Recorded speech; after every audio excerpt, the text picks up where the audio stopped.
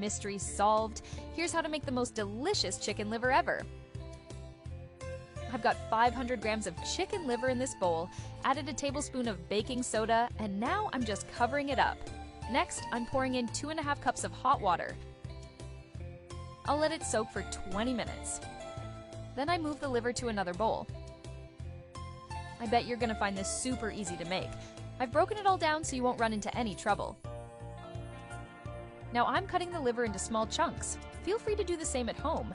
I'm transferring it to a clean bowl. Time to add a cup of wheat flour. I'll mix it all up real good until everything's well combined.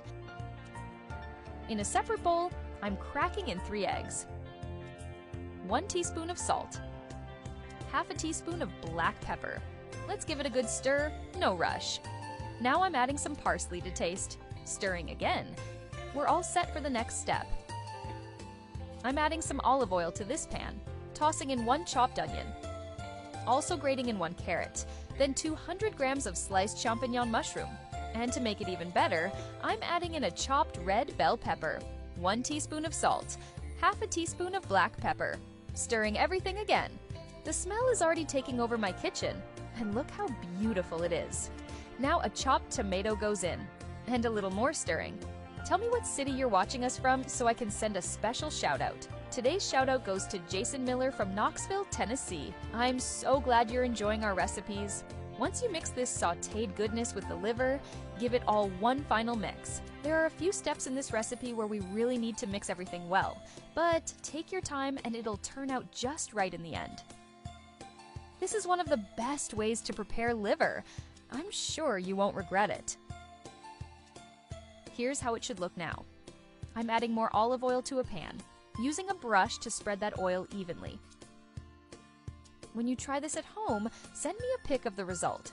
I'd love to see it. Now I'm spooning in the mixture, spreading everything out evenly.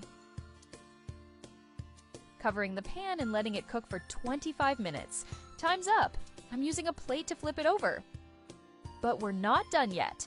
Now I'm adding mozzarella slices on top. Covering again and letting it cook for 10 more minutes. Look at this masterpiece. The smell is so amazing your neighbors will come knocking to see what's cooking. It's a perfect dish to gather everyone around the table. Now that you know how to make something this delicious, I'm sure you'll impress everyone. In just a few minutes, you've got a fantastic meal ready. With this special way of making it, you're gonna win everyone over. See? You don't need to spend hours in the kitchen to serve something incredible. Give it a try and